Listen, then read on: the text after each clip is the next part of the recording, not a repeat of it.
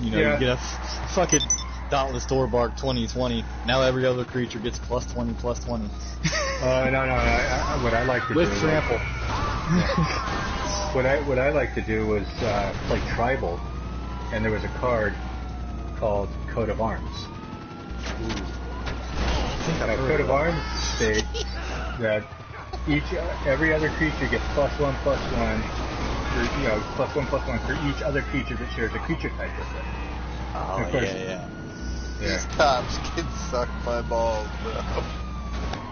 Screaming that I'm screaming a cop run challenge with them. My cousin's husband, he still plays, and he's got his elf deck. Like, he's pretty much got it perfected. Mm-hmm. But he's got this fucking elf card in there, and this card is like $5 a piece or some shit like that.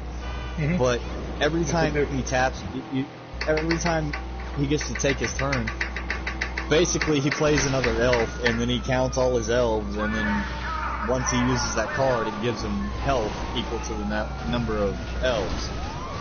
Hang on a second. What's that, honey? That's what I'm doing right now. Oh, yeah. It's called Well-Wisher. Yes, that's the one. Yeah. The other one that I used in that deck was a card called Priest of Titania from Urza Saga. And that was, it cost 2. Mm-hmm. And it was a 1/1. And you tap it and it gives you green mana equal to the number of elves you have in play. Or actually, not you. All elves. Hang on a sec here, guys. Oh, yeah. That was Well-Wisher. It wasn't just his, it was all of them. Yeah. And of course, then there was a card that we played with called Gaia's Cradle. What is it? Gaia's Cradle. It was a card, another card from the Urza block. Urza Saga had 3 legendary lands: Gaia's Cradle, Seraph Sanctum, and Tolarian Academy. Now, all the blue players would play with Tolarian Academy. That was, oh, by the way, Urza Saga was the first set to see cards get banned in standard play because they were just broken. Yeah.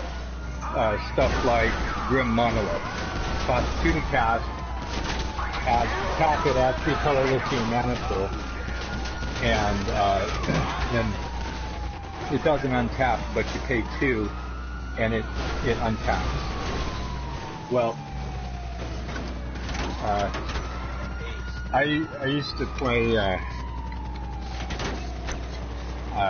card on it from Antiquities called Power Artifact, and it was an enchantment. And you enchant the artifact, and it says that it reduces the activation cost by 2 colorless mana. It can't fall below 1.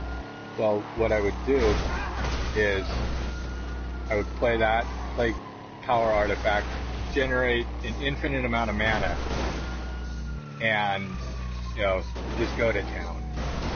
Yeah.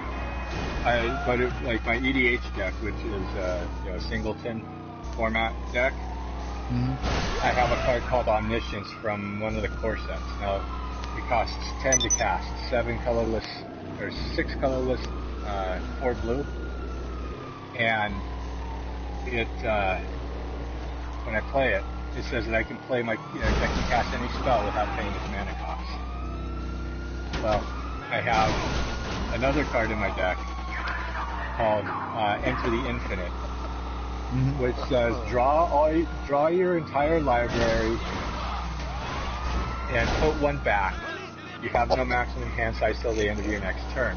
Well, what I would do is I draw my library, place 1 card face down, have Omniscience already on table, barf out every spell I could. It didn't matter whether or not it got countered.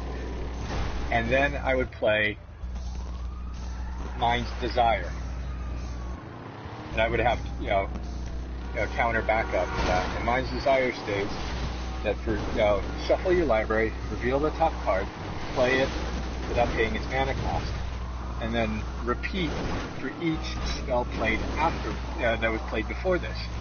Well, the card that I placed face down was called Beacon of Destruction from Fifth Dawn. Now, Beacon of Destruction says, it's five colorless, 2 red.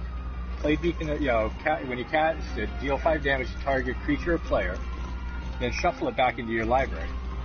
Well, because it's not, and the way that now the game works is that each trigger has to resolve independently, in order, so, I play Mind's Desire, I reveal Beacon of Destruction, okay, 5 to target player.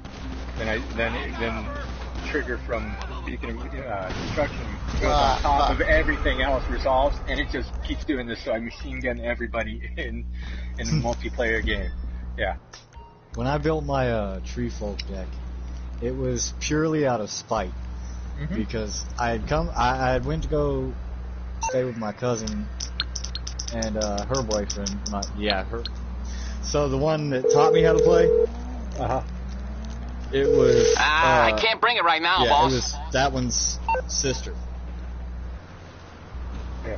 So I go stay with them, and I brought all I had was a little fucking box. It was maybe like $20, $30 worth of cards. It wasn't nothing spectacular. And so I show them how to play. I get them into the game. Need me to bring you a ride? And so they go out and they spend like hundreds of dollars within like mere days. It's on the way. On just cards. I'll get back to it then. They're just talking mad shit the whole fucking time. So I went over to the other cousin's house, used the internet, and built my Tree Folk deck. I called it the Green Beast. Net decking. And when I built it, it was simply just to destroy. They wanted to talk shit. I was like, all right, I got you. So You want to talk mad shit? I was like, put your money where your mouth is. Exactly. And I was like, the whole time I'm thinking, well, I know I'm not gonna just it's not gonna be a 1v1. No. It's not gonna be a free for all. As soon as they realized what I did, that I knew they were gonna tag team me. So I legitimately built it to destroy multiple people. And if I'm not facing 3 or more people, it's unstoppable. Well, I was going to say is that when I built I used to, before EDH became a thing, a mainstream format, it originally centered around the 5 Elder Dragons from Legends, and you had to build decks with those 5, with one of those 5 dragons, and you had to stick to the colors of those dragons. Well, it expanded, and when I like playing all colors, so I choose. I call it prismatic. Everybody else calls it prismatic, but it's a 5-color deck. Yeah. Okay, so my first one was Chromat from Apocalypse, just because that was the only 5-color card I had at the time. And then I started picking up others, and the one that I play with right now is called Child of Alara. Well, I have this card from Saviors of Kamigawa called Mirror in the Moaning Well. It says, pay 3, sacrifice a creature, gain life equal to its toughness. Well, Child of Alara says that when it dies, when it goes to the graveyard, destroy all non-land permanents. They can't be regenerated. So, I'd be playing in these multiplayer formats, and then, I was like, oh, I don't like the board position. Okay, well, I'll bring my, commander out from bring Child of Alara out from the command zone. Okay, pass the turn. They do their thing. And all of a sudden, it's like, okay. They declare attack step. Nope, sacrifice the child, blow everything up, have a good day. Peace.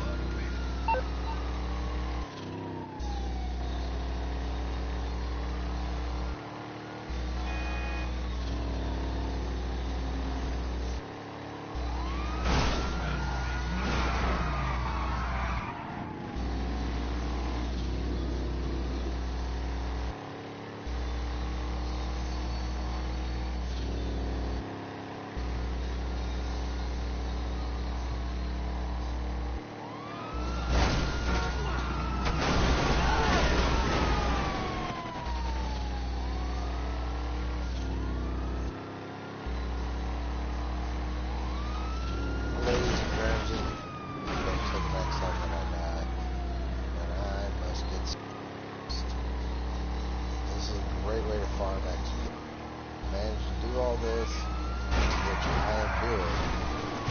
Get away from the police.